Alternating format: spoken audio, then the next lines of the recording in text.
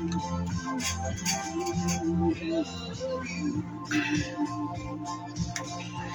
we go. 94.3, the Osser Church, and heck of a view on your Monday ride. 8:29, it's time for Coffee Talk, brought to you by the Comanche Chamber of Commerce and Agriculture. Check them out at #Explore Comanche, Texas. As we say good morning and welcome into the studio, Kyra, Owen with Hope Counseling. Hi. How we doing? Good. How are you? Hanging in there for a Monday. Right.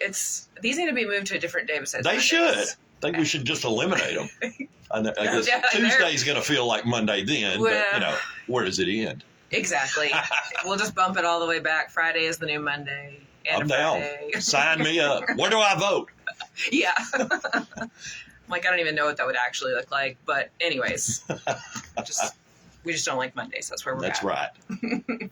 Okay. So our topic for today, dangers of screen time and social media for our kids and teens. Oh, man. That's a biggie. Yes, this is a biggie. And I feel like everything that I kind of am going to just touch on today is literally scratching the surface of it all. Yeah. So, we could spend hours on this one. Yes, hours. I think one of the most, one of the things that speaks the most to me is just knowing that most of the creators of the software, the social media platforms and everything, they don't even let their own children on these things because they know how dangerous it is. Sure. Yeah.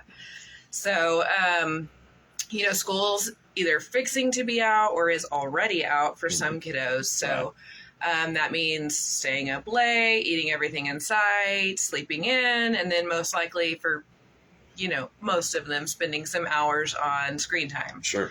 iPhones, tablets, computers, games, whatever it is. So, those are great tools for learning. We all know that. Everyone's kind of going to screens at school and things like that. But they really do have a lot of dangers for our kids and teens. So We're going to talk about a few of those. Okay.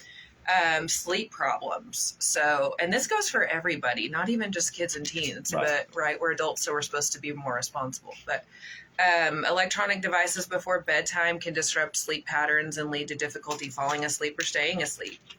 As adults, we're not even supposed to be doing that. We're supposed to have our phones somewhere else. So, I don't do that. Right. So I know I can't expect my kids to, be like, hello, it's bedtime. I'm going to turn this off. But those can be big issues too for returning back to school, getting back on track, back on schedule. If they're up till 2 and 3 o'clock in the morning on those phones and tablets. Social and emotional problems. So we see this sadly a lot. Kids that they spend most of their time on their screens or social media, they get very socially isolated, and it may not feel like it or look like it because they're talking or interacting with people online, but it's all online. Yeah. I hear from so many teenagers that they're dating someone or they have a best friend that lives in New York or, and I'm like, okay, good. But yeah, there's a big issue there for social and emotional problems. So again, scratching the surface. But physical and health problems, so it can lead to obesity, spending all of our time sitting there playing games or social media, headaches, neck pain, eye strain, all that same stuff that's terrible for adults. Right.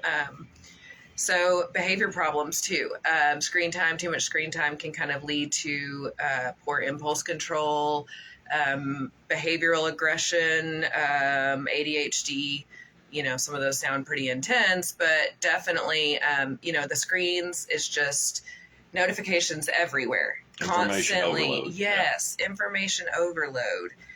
Even on your phone, if they're playing a game on their phone, it's the notifications and the dings. And it's so much. Right. So that's just a very minute, small amount of things for too much screen time. Sure. But our kiddos, go from littler kids to preteens to teens, they start getting into the social media stuff, TikTok, Twitter. I don't think Facebook is a thing for teens anymore. I don't think.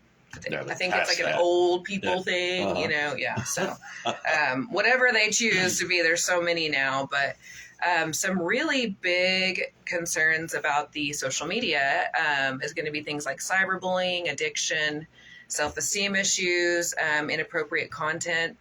So cyberbullying is huge. If you don't know what that is, it's basically a form of bullying over phones, text, internet, social media, chats, just about anything. Well, it's even worse. Cynthia and I have talked about how back in the day, if you did something stupid in school or you broke up with your girlfriend or something, the only people that knew were in that circle. Now, it's worldwide. People you don't even know. Yeah, exactly. And it's, so much more significant, I guess, especially in their young lives. Oh, yeah. Everything's dramatized anyway, so let's throw it out there. Oh, yeah, for sure. Yeah. Mm-hmm. That feeling of when, you're in junior high and high school and it feels like this is your world. Sure. This is all there is. And so the cyberbullying will crumble and destroy that little world, Absolutely. It is sad. Like I really do get so upset when I hear a lot of these stories, and I hear them at work. I hear them all the time. And if you're not familiar with what that is, or we just talked about what it is, but you have to think too that it's almost a 24/7 access to you to bully like that. Yeah. Constant text messages coming through, chats on Instagram or Twitter, whatever it is. It's just nonstop. You can't stop it. You can't just go home and go to bed. Right. You can't unless you're going to turn your phone off, which is unheard of, I think, for teens. Absolutely. It's hard. And you may post one thing. Maybe you post a picture of yourself wearing a new outfit that you're super proud of. That's just an open door on media for people just to hammer. And it's sad. It can lead to depression, low self-esteem, even suicide. It's happened. Yeah. It's happened. We see teens with self-harming things, cutting, stuff like that. And a lot of it kind of boils back down to that self-esteem from social media. That like button on a lot of those social media platforms runs the lives of some teens, and it's sad. So just drawing an awareness to that, addiction, so many things are addicting, but even scrolling through that social media is addicting. They make those videos to be like very short and satisfying. And so you swipe and you get the next 10 seconds of a dopamine burst, those feel good bursts. So it's very strategically designed to become addictive. So self-esteem issues, we touched on that with cyberbullying. Like that's huge. Their body image, their feelings of insecurity. I don't have any friends. This person got all these likes, or so-and-so has all these wonderful things and they go do all these fun things. Like my kids got on this little spurt where they watched YouTube all the time. And it was like parents putting thousands of Orbeez into bathtubs in their house. And they're like, Mom, we got to do it. We got to do that. I'm like, no, absolutely not. So yeah, there's just so much. Exposure to inappropriate content.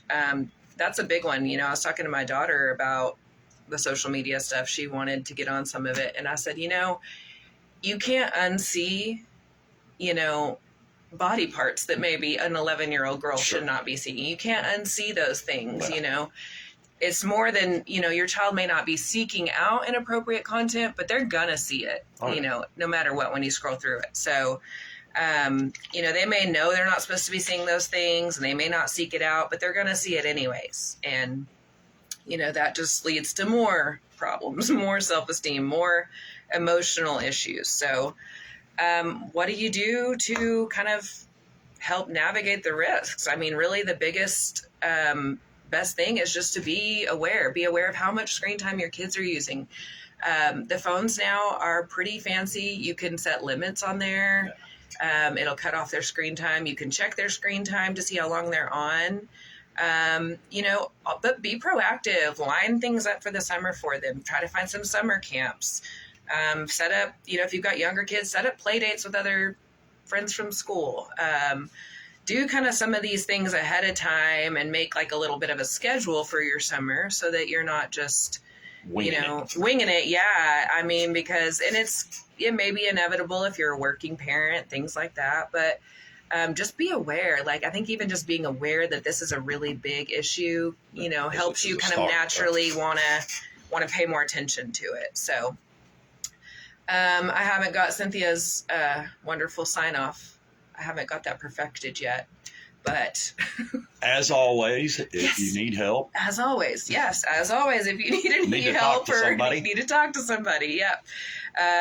If you have any, like a kiddo or a teenager that's maybe been a victim of the cyberbullying, or they're struggling with it, or you feel like they're on their phone a lot and you see a difference in their mood and their behavior, but you're not sure what to do, that's a good time to call and reach out. So just reach out to us here at Hope Counseling of Texas, locations in Hamilton, Dublin, Eastland, and Comanche. There you go. You got that part part down. Yep.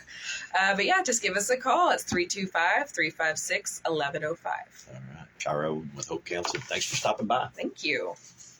This is Juvenal Sierra, President of Texas Bank Comanche. We pride ourselves in our